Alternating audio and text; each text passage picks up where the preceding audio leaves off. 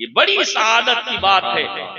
مبارک ہے وہ ہاتھ جو نبی کے نام پہ اٹھتے ہیں، مبارک ہے وہ زبانیں جو اپنے مصطفیٰ کا نام لیا کرتی ہیں، مبارک ہے وہ کان جن میں نام مصطفیٰ رس گھولا کرتا ہے، مبارک ہے وہ قلب جس میں حب مصطفیٰ جگمگایا کرتی ہے، مبارک ہے وہ جسم جس میں عشق رسول کی تمازتیں رہا کرتی ہے، مبارک ہے وہ جگہ جہاں مصطفیٰ کا نام لیا جاتا ہے، اور مبارک ہے وہ زمانہ جہاں مصطفیٰ کے تذکرے کے نعرے لگائے جائیں۔ نعرہ تکبیر، نعرہ رسالت، آمد مصطفیٰ کانفرنس، علماء اہل سنت۔ واہ واہ واہ، میرا نبی ہے، سبحان اللہ، کتنا پیارا نبی رب نے دیا ہے۔ رب دے کے اعلان اور احسان فرما رہا ہے۔ بڑی مشہور و معروف میں نے آیت کریمہ تلاوت کی، لیکن میں نے عموماً دیکھا ہے ہمارے علماء کرام، ادب کے ساتھ میں عرض کر رہا ہوں، میں ایک طالب علم ہوں، ہمارے علماء کرام زیادہ تر اس آیت کا آدھا حصہ پڑھ کے اپنا موضوع سخن بنایا کرتے ہیں، لیکن دوسرا آدھا حصہ وہ ہے، پہلا آدھا حصہ تو اس بات کو بتانے کے لیے ہے کہ رب قدیم نے ہم پر کتنا بڑا کرم فرمایا ہے، اور دوسرا آدھا حصہ ہمیں یہ ذہن دینے کے لیے ہے کہ رب نے جو احسان فرمایا ہے اس کی ناقدری مت کر بیٹھنا، اسے ہلکا مت سمجھ لینا، اسے عام مت سمجھ لینا، یہ وہ نعمت کبریٰ ہے۔ اگر اس کے مقاصد بعثت کو تم نے اپنے جسم و جان میں بسا دیے تو جس طرح دنیا آسمان کے تاروں کو تکا کرتی ہے، تمہاری زندگی کو بھی دنیا تکا کرے گی، اور دنیا عظمت والوں کے نام میں تمہاری مثال پہ۔ سبحان اللہ، سبحان اللہ۔ میرے نبی جلوہ گر ہوئے، مصطفیٰ کیسے عظیم ہے۔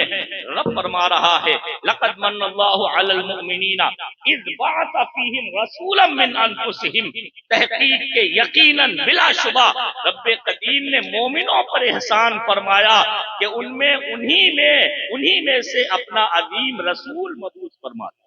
سبحان اللہ۔ اب سنتے رہتے ہیں، اس آیت کریمہ میں رب قدیم نے احسان جتایا ہے، اس تعلق سے بھی سنتے رہتے ہیں، لیکن میں ایک الگ زاویے سے، ایک الگ انداز سے اس آیت کریمہ کی تھوڑی سی تفصیل کرنے کی، جسارت کرنے کی کوشش کر رہا ہوں۔ آپ ذرا اندازہ کریں رب قدیم نے ہمیں کیسی نعمت دی ہے، اس نعمت کا جب ہمیں اندازہ ہوگا تو انشاءاللہ اس کی قدر بھی پہچان لیں گے اور اس نعمت کا احترام بھی کریں گے۔ اصل چیز یہی ہے، ہم سنی ہے، اللہ کا شکر ہے، یہ رب قدیر کا خاص فضل ہے کہ ہمیں مسلک اعلیٰ حضرت کی نعمت سے مالا مال فرمایا، یہ بہت بڑا احسان ہے۔ لیکن میرے بھائیوں یہ بھی یاد رکھنے کی چیز ہے کہ مسلک اعلیٰ حضرت صرف نعرے لگانے کا نام نہیں ہے، مسلک اعلیٰ حضرت صرف باتیں کرنے کا نام نہیں ہے، مسلک اعلیٰ حضرت صرف زبانی جمع خرچ کا نام نہیں ہے، بلکہ مسلک اعلیٰ حضرت تو وہی ہے در کف جامع شریعت، در کف سندان عشق، کہ ایک ہاتھ میں عشق نبی کا جام ہو اور دوسرے ہاتھ میں شریعت مصطفی پر عمل کا مبارک ہتھوڑا ہو، اور دونوں کو ایک ساتھ لے کے ہم کشا کشا مدینے کے در و دیوار کو چومنے چلے جائیں۔ یہ ہے مسلک اعلیٰ، رب نے احسان فرمایا۔ اب کتنا بڑا احسان ہے، میں ایک حدیث کے تناظر میں علماء کرام کی خصوصی توجہ چاہتا ہوں، ایک حدیث کے تناظر میں بہت جلدی سے بتانا چاہتا ہوں۔ لوگ الگ الگ انداز سے بیان کرتے ہیں، لیکن آپ دیکھیں میرے مصطفیٰ کتنا بڑا رب کا احسان ہے، اور یہ کرم ہے نبی کا کہ اس مبارک نبی نے ہمیں اپنی غلامی میں قبول فرما لیا، ہمیں اپنا غلام بنا لیا۔ حضرت سیدنا فاروق اعظم رضی اللہ تعالیٰ عنہ ایک مرتبہ حضور علیہ الصلوۃ والتسلیم کی بارگاہ میں حاضر ہوئے، عرض کرتے ہیں یا رسول اللہ، بنی قریظہ کے ہمارے کچھ احباب نے، کچھ ملنے والوں نے توریت کے کچھ نسخوں کا، چیپٹرز کا ترجمہ عربی میں کر کے دیا ہے، میرے مصطفیٰ میں وہ چیپٹرز آپ کو سنانا چاہتا ہوں۔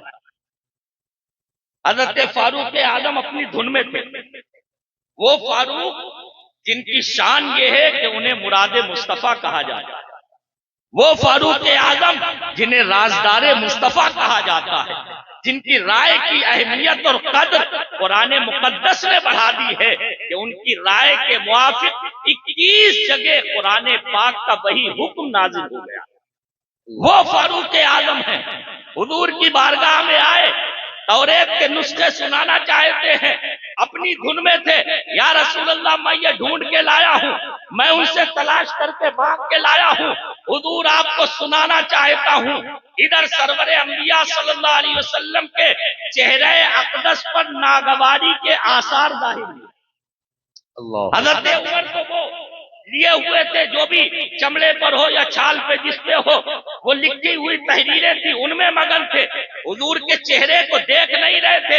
ایک صحابی نے کہا عمر دیکھو تو ماں بے وجہ رسول اللہ صلی اللہ علیہ وسلم، حضور کا چہرہ تو دیکھو رنگ بدل رہا ہے، ناراضگی کے آثار ظاہر ہو رہے ہیں، غم و غصہ ظاہر ہو رہا ہے۔ حضرت عمر نے جب چہرے مصطفیٰ کو دیکھا، وہ عمر جسے میرے نبی نے رب سے مانگا تھا، وہ عمر جس کے آداب پہ شیدا سقر، وہ عمر کہ جو چلے تو شیطان راستہ بدل دے، وہ عمر جو میرے نبی کا دوسرا خلیفہ ہے، لیکن انداز غلامانہ دیکھو۔ حضرت عمر نے جب دیکھا تو آؤ دیکھا نہ تاؤ، وہ نسخے رکھے اور قدموں پہ سر رکھ دیا، عرض کرتے ہیں رضینا باللہ ربا وبالاسلام دینا وبمحمد نبیا ورسولا۔ سبحان اللہ۔ بار بار حضرت عمر یہی الفاظ دوہرا رہے ہیں، حضور سے عرض کر رہے ہیں اللہ کے نبی، ہم اللہ کے اپنا رب ہونے پہ راضی ہیں، ہم اسلام کے دین ہونے پہ راضی ہیں، ہم آپ کے نبی اور رسول ہونے پر راضی ہیں، میرے مصطفیٰ ہم آپ کی غلامی پر راضی ہیں۔ اب ذرا ذہن کو قریب کریں میرے بھائی کو، حضرت عمر ایک علم کی چیز لے کے آئے تھے، ایک نئی چیز لے کے آئے تھے۔ حضرت عمر کا مقصد اپنی بابائی نہیں تھا، نعرہ تکبیر، ایک سمجھدار آدمی تھے، علم کی بات لے کے آئے تھے۔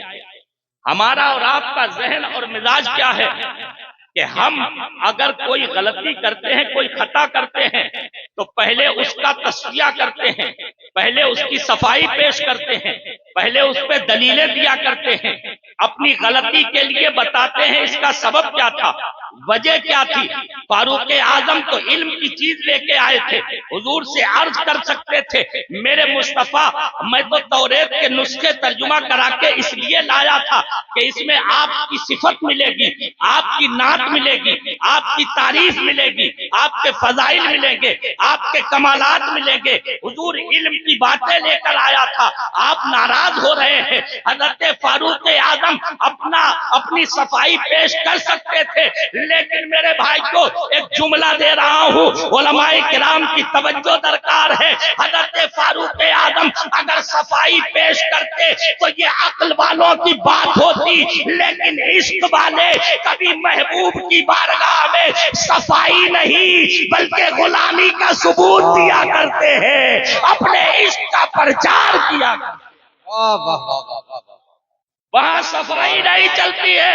فاروق اعظم جانتے تھے اگر میں صفائی پیش کروں گا میرے حضور راضی ہو جائیں گے، میرے حضور درگزر فرمائیں گے، یہ رحمت للعالمین ہے۔ لیکن عمر بتا رہے ہیں، ان کے یہ جملے بتا رہے ہیں، اے مصطفیٰ میں توریت کے نسخے جو لایا ہوں اس کا مقصد اگرچہ علم کی تلاش تھی، لیکن میرے آقا مجھے اور کوئی توجہ نہیں، اگر میرا ذہن ہے تو آپ کے قدموں میں لگا ہوا ہے، آپ کی غلامی میں لگا۔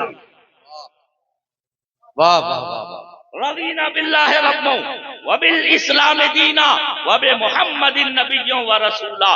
تو صحابی کہتے ہیں حضرت فاروق اعظم ما زال یکررو، بار بار یہی جملے دہرا رہے ہیں، بار بار اپنی غلامی پیش کر رہے ہیں، یہاں تک کہ سرور عالم صلی اللہ تعالی علیہ وسلم کے چہرے اقدس سے ناراضگی کے آثار ختم ہو گئے، حضور خوش ہو گئے، اور جب خوش ہو گئے تو غلام کو اپنی عظمت سے، اپنی رفعت سے، اپنی بلندی سے بھی آشنا کر دیا۔ ارشاد فرمایا سنو، لو کان کان موسیٰ و عیسیٰ موجودین حیین ما وسعہما الا اتباعی. ارے عمر تم کہاں توریت کی طرف بھاگتے ہو، تم کہاں انجیل کی طرف بھاگتے ہو؟ سنو، اگر اس وقت میں موسیٰ اور عیسیٰ ظاہری طور پر موجود اور ظاہری زندگی کے ساتھ میں یہاں پر ہوتے، ما وسعہما الا اتباعی، تو وہ بھی تمہارے آقا کی غلامی کرتے، وہ بھی تمہارے نبی کا کلمہ. سبحان اللہ سبحان اللہ. ما وسعہما الا اتباعی.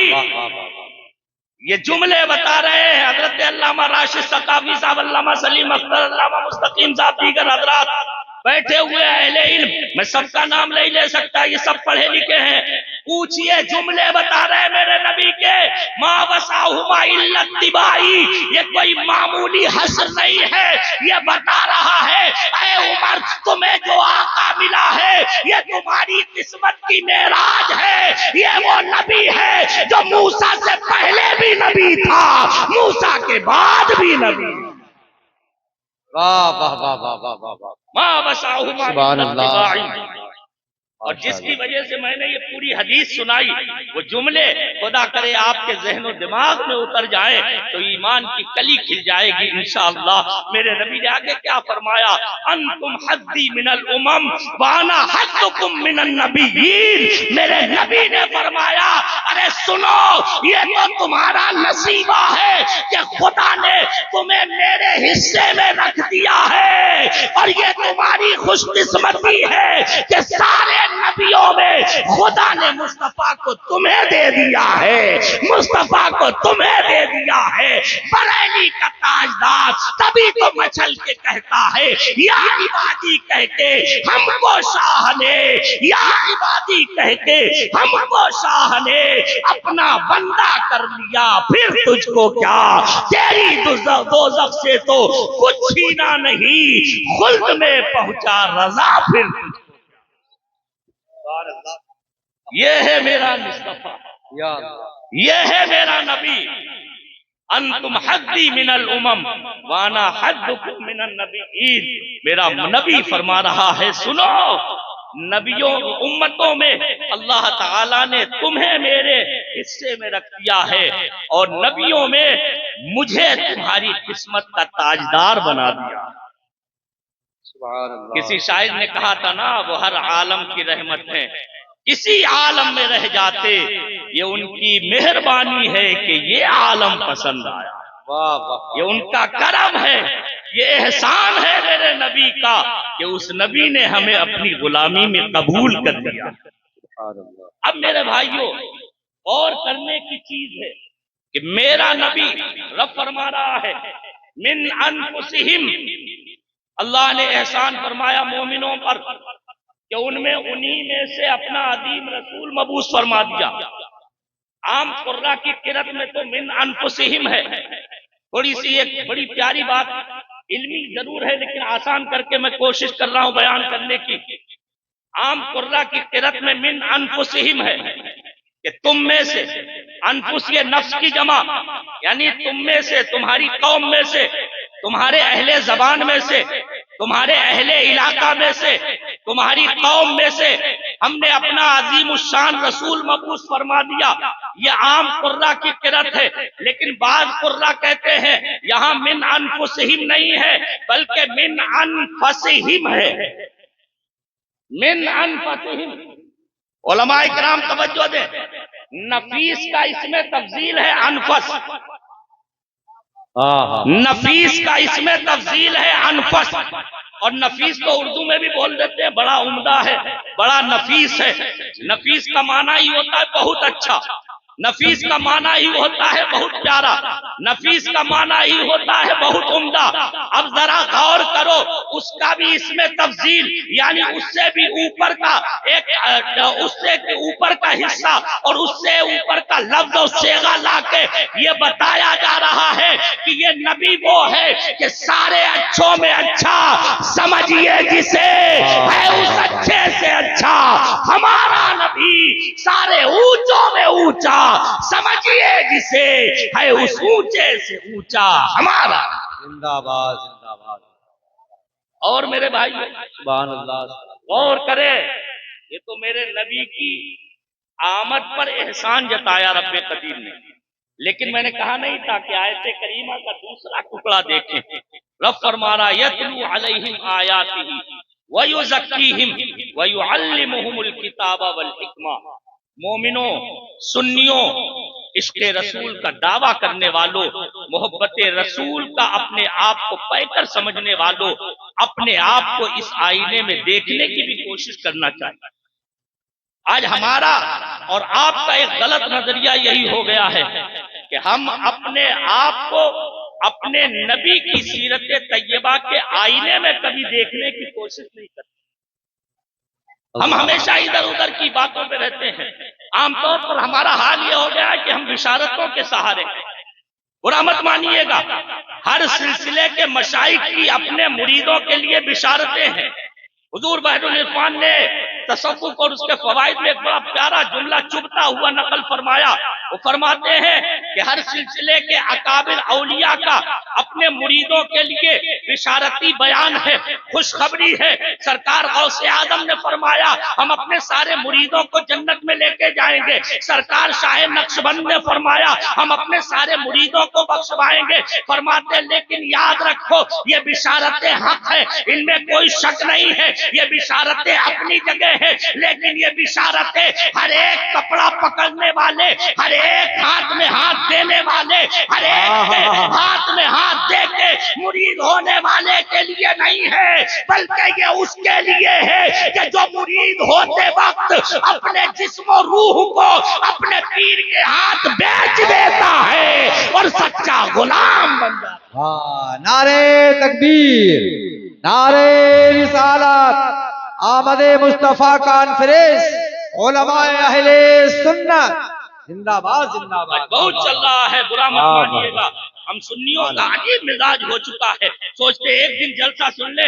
ہمارے معذرت کے ساتھ میں بہت سے ناکام آ جاتے ہیں، بہت سے، حالانکہ قاری شاہد صاحب کا ایسا انداز نہیں ہے، الحمدللہ یہ تو خود کے شاعر ہے، لیکن میں مودے کی بات نہیں کر رہا ہوں. عموماً ہوتا ہے ہمارے ناظمین اجلاس اور ناطمہ آتے ہیں کہ ایک ہاتھ اٹھاؤ گے تو ایک جنت ملے گی، دو ہاتھ اٹھاؤ گے تو جنت میں دو محل مل جائیں گے. میرے بھائیوں، ہاتھ اٹھانے سے صرف جنت ملتی ہوتی تو صدیق اکبر رات رات بھر عشق مصطفیٰ میں روتے نظر نہ آتے. اگر خالی نبی کے نام پہ نعرہ لگانے سے جنت ملتی ہوتی تو فاروق اعظم رات رات بھر اپنے دور خلافت میں مدینے کی گلیوں میں چکر نہ لگاتے ہوتے.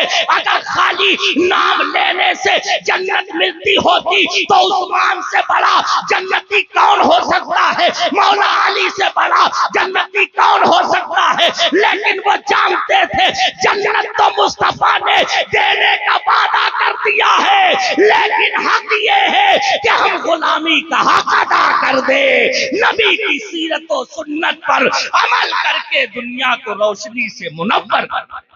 واہ واہ واہ واہ، سبحان اللہ. ضرورت ہے بہت خوب، مصطفیٰ ماشاء جان اللہ. رحمت صلی اللہ علیہ وسلم کے عشق کا ڈھونگ رچانے والوں. زندہ باد زندہ باد. میرے بھائیوں، میں یہ نہیں کہہ رہا میں بہت بڑا عاشق ہوں، میں آپ سب سے برا ہوں. ان علماء کے میں سب سے زیادہ جو ہے کم علم ہوں، لیکن جو اچھی بات ہو، حضرت مولا کائنات علی المرتضی رضی اللہ عنہ فرماتے ہیں لا تنظر الی من قال وانظر الی ما قال. فرماتے ہیں جو کہہ رہا ہے کہنے والے کو نہ دیکھو بلکہ یہ دیکھو وہ کہہ کیا رہا ہے.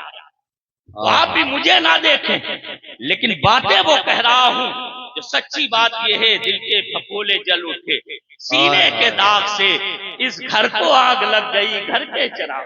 اللہ. ہم نے کیا بنا لیا؟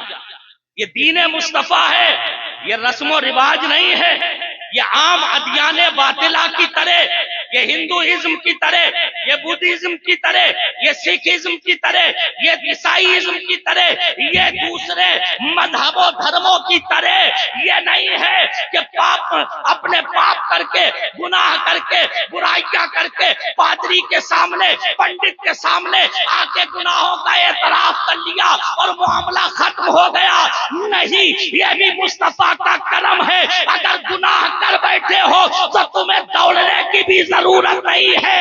جہاں گناہ کیا ہے وہی سروا سجود ہو کے اپنے مولا کو یاد کرو, سچی توبہ کر لو, مولا تمہارے گناہوں کو معاف فرمائے.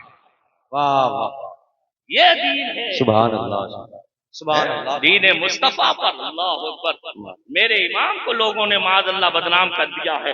اپنی بدعملی کا ثبوت امام کے معاذ اللہ سیرت طیبہ کے سیرت طیبہ کے آئینے میں پیش کرنے کی ناپاک کوشش کی جا رہی ہے.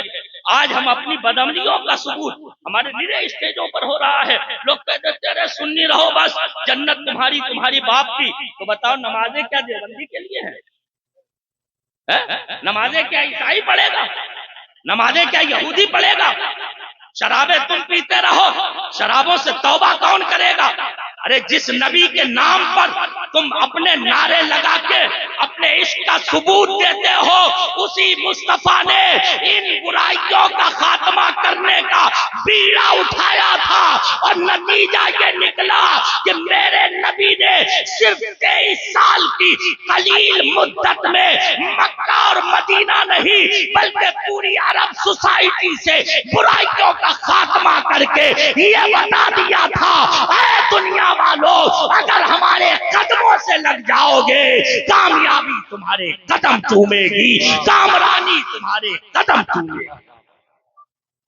اللہ اقبال یاد آتے ہیں, کتنی پیاری بات کہہ گیا ہے وہ شخص, وہ مرد قلندر کی محمد سے وفا تو نے تو ہم تیرے ہیں, کی محمد سے وفا تو نے تو ہم تیرے ہیں, یہ جہاں چیز ہے کیا لوح و قلم ہے. رسم سے نکل جاؤ میرے بھائیوں. دہلوی شریف کی بڑی مشہور حدیث ہے, یوشک علی الناس ان یاتیا زمان لا یبقى من القرآن الا رسم ولا یبقى من الاسلام الا اسم. میرے نبی نے فرمایا تھا قریب ہے ایک وہ زمانہ آئے گا جب لوگوں کے درمیان قرآن کی صرف رسم رہ جائے اور دین اسلام کا صرف نام رہ جائے. دین اسلام کا صرف, بات سمجھ میں آ رہی کہ نہیں؟ ارے بولیے نا, سمجھ میں آ رہی نا؟ کیا رہ جائے گا؟ دین اسلام کا صرف نام رہ جائے گا, قرآن کی صرف رسم رہ جائے گی. اقبال نے تو 100 سال پہلے کہا تھا, لیکن آج تو ہم اپنی ماتھے کی نگاہوں سے دیکھ رہے ہیں. سچی بات یہی ہے, رہ گئی رسم اعزازاں روح بلالی نہ رہی, فلسفہ رہ گیا تلقین غزالی نہ رہی. کیا ہو گیا ہے ہمیں اور آپ کو؟ بالکل ذہن بدل گئے, حالات بدل گئے, مرد ہو چاہے عورتیں, مزاج بدل گئے, طریقے بدل گئے, رہن سہن بدل گئے, ذہن اور فکر بدل گئی, سوچیں اتنی گھٹیا ہو گئی ہے. مخبری کر کر کے 500 روپے پر مخبری کر کر کے مسلمان, سنی کہلانے والا مسلمان اپنے آپ کو جنت کا سب سے بڑا ٹھیکیدار کہتا ہے. ارے یاد رکھو میرا نبی نہیں بلکہ قرآن کہہ رہا ہے, وَلَا يَغْتَبْ بَعْضُكُمْ بَعْضًا أَيُحِبُّ أَحَدُكُمْ أَن يَأْكُلَ لَحْمَ أَخِيهِ مَيْتًا. رب فرما رہا ہے تم ایک دوسرے کی غیبت نہ کیا کرو. کیا تم اپنے زندہ بھائی کا مردہ گوشت کھانا پسند کرتے ہو؟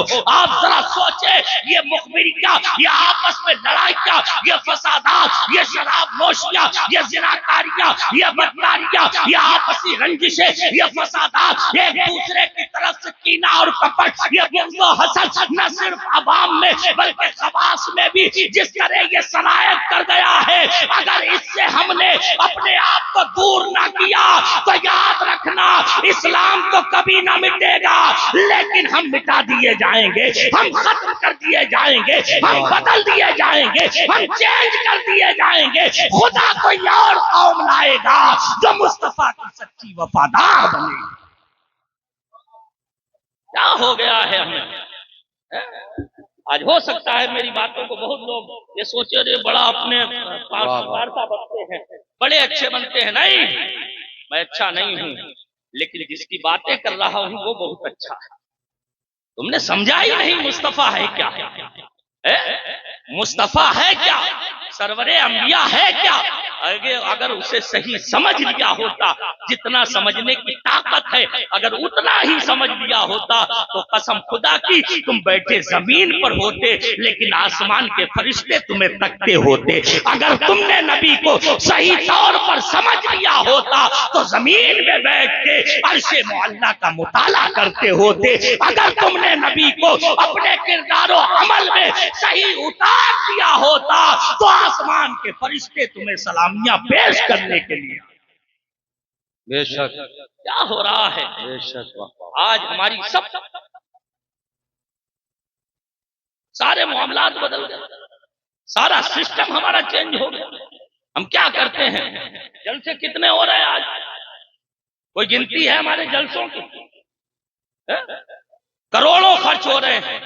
ابھی میں کل یا پرسوں مفتی سلمان صاحب کی ایک کلپ سن رہا تھا، انہوں نے بتایا کہ خالی بہار میں سال میں غالباً مجھے یاد ہے 200 کروڑ روپیہ صرف جلسوں پہ خرچ ہوتا ہے۔ اب سوچو، یہ صرف بہار کا انہوں نے ریشو پیش کیا تھا، لیکن اگر ہمارے یو پی کا بھی دیکھا جائے تو اس سے کم نہیں بلکہ زیادہ نکلے گا۔ لیکن ہمارے اندر سدھار کتنا ہو رہا ہے، بدعملی سے ہم کنارہ کش کتنے ہو رہے ہیں، نمازی کتنے بن رہے ہیں جلسوں میں، روزے دار کتنے بن رہے ہیں، شرابوں سے توبہ کرنے والے کتنے بن رہے ہیں۔ اس میں کمی صرف علماء کی نہیں ہے، یاد رکھنا۔ اکثر ہماری عوام کہہ دیتی ہے ارے آج کل کے مولوی ایسے ہو گئے ہیں، جب مولوی ایسے ہیں تو ہم کیا کریں؟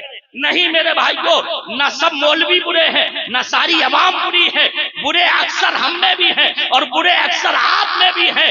اگر اکثریت کی برائی کو ختم کرنا ہے تو ہم پہلے نماز پڑھ کے آئے اور تقریر نماز پہ کرے تاکہ خدا ہماری زبان میں اثر دے دے، خدا ہمیں نمازی بنا دے اور پھر ہم نماز کی دعوت دے تو انشاءاللہ ہماری باتوں کے ذریعے لوگ نماز کے پابند بن جائیں۔ اور آپ کے اندر بھی ہونا چاہیے۔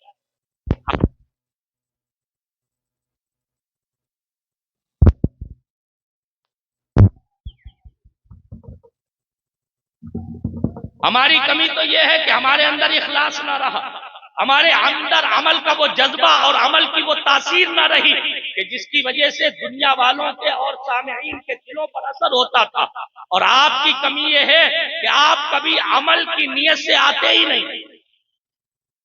کتنے لوگ آتے ہیں جلسہ سننے کے ہم سنیں گے عمل کریں گے؟ اپنے دل پہ ہاتھ رکھ کے خود پوچھ سکتے ہو۔ ہمارے نوجوانوں کا تو حال یہ ہوتا ہے زیادہ تر اس لیے آتے ہیں کہ دیکھیں کس کی آواز کتنی اچھی، یہ دیکھیں کون سا مقرر کتنا دہاڑ لیتا ہے، یہ دیکھیں کس کا انداز بیان کتنا اچھا ہے، کون کتنا شعلہ بیان ہے، کون کیسی سریلی آواز رکھتا ہے۔ میرے بھائیوں، یہ وہی حالات ہیں، علماء جانتے ہیں، جو چند سو سال پہلے اسپین، جسے آج اسپین کہا جاتا ہے، کبھی وہ مسلمانوں کو اندلس تھا، اس اندلس کے مسلمانوں بادشاہوں راجاؤں نوابوں کا بھی یہی حال تھا کہ جس وقت میں کفر و شرک کی عیسائیت کی الغاز ان کی قلعے کی دیواروں سے ٹکرا رہی تھی، وہ رقص و سرود میں مست تھے، وہ نغمے سننے میں جھوم رہے تھے، وہ طرح طرح کی موسیقی کے دلدادہ ہو کے فن موسیقی کی موشگافیاں کر رہے تھے، فنکاریاں بیان کر رہے تھے۔ یاد رکھو میرے بھائیو، اسلام نے تمہیں فن موسیقی کی موشگافیاں کرنے کے لیے نہیں، مصطفیٰ کی سنتوں کی باریکیاں ڈھونڈ کے ان پر عمل کرنے کے لیے بنایا ہے۔ تمہیں یہ ذہن دیا ہے کہ اپنے کردار و عمل کے ایک ایک جز کو اپنے نبی کی سنت کے سانچے میں ڈھال لو، خدا تمہیں عزتوں کا تاجدار بنا۔ بے شک واہ واہ واہ۔ آج ہم بات میری بڑھ گئی، میں جو عرض کر رہا تھا قرآن مقدس کی آیت کریمہ کے اس آخری جز میں رب فرما رہا ہے یتلو علیہم آیاتہ ویزکیہم ویعلمہم الکتاب والحکمہ۔ یہ رسول وہ ہیں جو تم پر قرآن کی آیتیں تلاوت کیا کرتے۔ مفسرین فرماتے ہیں یہ چار چیزیں حضور کی بعثت کے مقاصد میں سے، یعنی حضور کو اللہ نے جو بھیجا ہے، اس بھیجنے کے مقصد کیا ہے؟ ویسے تو اور بھی ہے، لیکن اس آیت کریمہ میں خاص طور پر 4 مقصد بیان کیے گئے. جلدی سے وہ مقصد سن لیں، میں اپنی بات کو ختم کر دوں. 4 مقصد بیان کیے گئے. کتنے؟ 4. یتلو علیہم آیاتہ، یہ رسول وہ ہیں جو تم پر قرآن کی آیتیں تلاوت کیا کرتے ہیں. قرآن کی آیتیں تلاوت کیا کرتے ہیں. اب تلاوت کون کرتا ہے؟ پڑھتا کون ہے؟ جسے پڑھنا آتا ہے وہی پڑھے گا. جسے پڑھنا آتا ہے وہی پڑھے گا نا. عقیدہ بھی ثابت ہو گیا کہ جو کہتے ہیں معاذ اللہ نبی ان پڑھ تھے، وہ خود جاہل ہیں، وہ نادان ہیں. رب فرما رہا ہے رسول تلاوت قرآن کرتے ہیں. رسول تم پر قرآن کی آیتیں تلاوت کرتے ہیں، اور تلاوت کے لیے پڑھا ہوا ہونا ضروری ہے. تو سمجھ میں آ گیا میرا مصطفیٰ خدا کی بارگاہ سے پڑھا لکھا آیا تھا، پڑھا لکھا آیا تھا. اور دوسرے یہ بھی معلوم ہوا کہ جو قرآن پڑھتا ہے وہ نبی کے مقصد بعثت پر عمل کرتا ہے، اور جو قرآن نہیں پڑھتا ہے وہ نبی کے بعثت کے مقصد سے دور ہو گیا. اب کتنے ہم میں ہیں جو قرآن پڑھنا جانتے ہیں؟ ہاتھ اٹھا کے بتاؤ کتنے لوگ قرآن پڑھنا جانتے ہیں؟ اللہ، ذرا سوچئے. اگر اب سے 30 سال پہلے 40 سال پہلے ہمارے جراری بھروسے میں اس طرح سے چند ہاتھ اٹھے ہوتے تو ہمیں کوئی شکوہ نہیں ہوتا، ان علماء کو کوئی شکوہ نہیں ہوتا، ان حضرات کو کوئی شکوہ نہیں ہوتا. لیکن آپ غور کریں، آج جبکہ پورے صرف فروخ آباد اور قنوج ضلع میں نہیں بلکہ میں سمجھتا ہوں یو پی اور یو پی کے باہر بھی یہ مانا جاتا ہے کہ جراری بھروسہ علماء کا گڑھ کہا جاتا ہے کہ نہیں؟ جراری بھروسہ علماء کا گڑھ ہے. یہ گڑھ میں آپ دیکھ رہے کتنے ہاتھ اٹھے تھے. اگر میں پھر گنتی کر لوں تو مشکل سے 10 ہاتھ اٹھے تھے. صرف 10 لوگ قرآن پڑھنا جانتے ہیں. جلسے کب سے سن رہے ہو؟ سال میں 2-4 جلسے تو یہاں بھی ہوتے ہیں، 2-4 جلسے جراری میں بھی ہوتے ہیں، 1-2 جلسے نعمت نگر میں بھی ہوتے ہیں، اور آس پاس میں بڑے بڑے جلسے سنتے رہتے ہو. لیکن ان جلسوں سے ہم نے حاصل کیا کیا؟ کچھ نہیں. کم از کم اگر یہی جذبہ اور داعیہ ہمارے اندر پیدا ہو جاتا کہ ہم کچھ بھی ہو قرآن پاک پڑھنے کی کوشش کریں گے تاکہ اپنے رب کے کلام کے نور سے اپنے سینوں کو روشن و منور کر سکیں. تو آج کوئی ہے ایسا نبی کا چاہنے والا جو نبی کے نام پہ یہ تہیہ کرے؟ جسے قرآن پڑھنا نہیں آتا اس کی میں بات کر رہا ہوں، جو یہ تہیہ کرے کہ ہم قرآن پڑھیں گے اور اپنے بچوں کو بھی انشاءاللہ قرآن ضرور پڑھائیں. کوئی ہے ایسا آپ میں سے؟ کوئی نبی کا چاہنے والا ایسا نہیں. صرف یہ بچہ ہے. پورے اتنے بڑے مجمع میں کوئی ایسا نہیں جو اپنے بچے کو قرآن پڑھانا چاہے اور خود قرآن پڑھنا چاہے. ماشاءاللہ، اللہ سلامت رکھے چچا کو. پیچھے ضرور بیٹھے لیکن انشاءاللہ قیامت میں آپ پیچھے نہیں ہوں گے. یہ بڑی نیکی کا وقت ہے، نیکی کا جذبہ اگر کسی ایک نے بھی اختیار کر لیا تو انشاءاللہ دوسروں کے لیے بھی وہ عبرت ہوگا، اور مجھے امید ہے دوسروں کو بھی وہ اپنی طرف متاثر کرنے والا بن جائے گا. اور کوئی آپ میں سے کوئی دوسرا نہیں ہے؟ ماشاءاللہ. بہرحال آپ ہاتھ اٹھائے یا نہ اٹھائے ماشاءاللہ اب اٹھ رہے دھیرے دھیرے. آپ شرم نہ کریں. جب ہم برائیوں میں ہاتھ اٹھانے میں شرم نہیں کرتے تو یہ تو نیکی ہے. یہاں آپ سنتے رہتے ہیں کہ اس طرح کی محفلوں میں خدا کے فرشتے آتے ہیں تو رب کے فرشتے لکھ رہے ہیں کہ کس کس نے ہاتھ اٹھایا تھا، اور فرشتے جس کا نام درج کر لیں گے انشاءاللہ خدائے قدیر اس پر ضرور رحم فرمائے. تو میرا نبی کیا کرتا ہے؟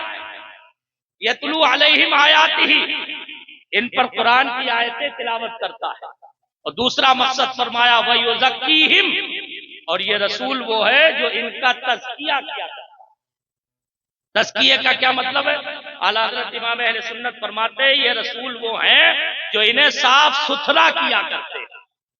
صاف ستھرا مطلب یہ ہے میرا نبی وہ ہے جو ظاہری گندگی بھی دور کرتا ہے اور باطنی گندگی بھی دور کرتا ہے، دلوں کا بغض بھی دور کرتا ہے، کینہ اور کپٹ اور حسد بھی دور کرتا ہے، اور ظاہر کی گندگی دور کر کے وضو کے ذریعے، غسل کے ذریعے، نمازوں کے ذریعے، مجاہدے کے ذریعے، ریاضت کے ذریعے، روزے کے ذریعے، حج کے ذریعے، نیکیوں کے ذریعے میرا مصطفیٰ وہ ہے جو ان کے ظاہر کو بھی چمکا دیا کرتا ہے۔ تبھی تو امام احمد رضا کہتے ہیں چمک تجھ سے پاتے ہیں سب پانے والے، میرا دل بھی چمکا دے چمکا دے۔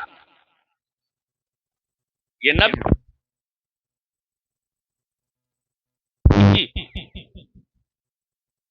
ہر گندگی سے پاک و صاف کرتے ہیں۔ یہ دوسرا مقصد ہو گیا میرے نبی کے آنے کا۔ اس کا مطلب یہ ہے کہ جن کے دلوں میں گندگی ہے دوسروں کی طرف سے، وہ نبی کے مقصد بعثت کو بھلائے بیٹھے ہیں۔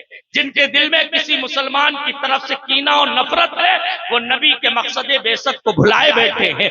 جن کے اندر کسی مسلمان کی طرف سے جلن ہے، وہ نبی کے آنے کے مقصد کو بھلائے بیٹھے ہیں۔ اگر مصطفیٰ سے عشق ہے، یاد رکھو یہ ربیع النور کا مبارک مہینہ ہے۔ سچا عاشق وہی ہے جو مصطفیٰ کے آنے کے مہینے میں یہ تحیہ کر لے کہ انشاءاللہ ہم اپنے دل کو گندگی سے پاک و صاف کریں۔ اور دوسرا، تیسرا اور چوتھا مقصد رب فرما رہا ہے وَيُعَلِّمُهُمُ الْكِتَابَ وَالْحِکْمَةَ، یہ رسول وہ ہے جو انہیں کتاب اور حکمت کا علم دیا کرتا ہے۔ سبحان اللہ، میرا نبی وہ ہے جو کتاب بھی سکھایا کرتا ہے اور حکمت بھی سکھایا کرتا ہے۔ یاد رکھو یہ تعلیمات کی جگہ، یہ مدارس، یہ مکاتب اور یہ پڑھانے کی جگہ جو ہے، یہ نبی پاک کے مقصد بعثت کو پورا کرنے والی جگہ ہے۔ انگلیاں اٹھانے سے پہلے یہ یاد رکھو کوئی کیسا بھی صحیح، بھلے ہی کتنا ہی کم کام کر رہا ہو، لیکن کچھ نہ کچھ وہ کتاب و سنت کا اور حکمت کے تعلیم کا کام ضرور کر رہا ہے۔ چاہے جیسا سنی ادارہ ہو، جو بھی ادارہ ہے، الحمدللہ وہ مسلک اعلیٰ حضرت کی پاسبانی کا کام کر رہا ہے۔ اس لیے کہ یہی وہ مدارس و مکاتب اور جامعات ہے کہ جہاں کتاب و حکمت کی تعلیم دے کے مصطفیٰ کے آنے کے مقصد کو پورا کیا۔ یہ علامہ سلیم اختر صاحب مبارکباد کے لائق ہیں کہ بچیوں کا ادارہ چلا رہے ہیں۔ جہاں بھی جو دینی ادارے چل رہے ہیں وہ مبارکباد کے لائق ہیں کہ اپنے نبی کے آنے کے مقصد کو پورا کرنے کی کوشش کر سکتے۔ اب ہمیں بھی چاہیے صرف مدرسوں سے، صرف مکتبوں سے، اگر جتنے تعداد میں اس وقت ہمارے مدرسے اور مکتب ہیں، انہی سے اگر ہم چاہیں اپنی پوری قوم کی بیٹیوں کو، بیٹوں کو، سب کو زیور علم کتاب و حکمت سے مالا مال کر دیں، تو ایسا ممکن نہیں ہو سکتا ہے۔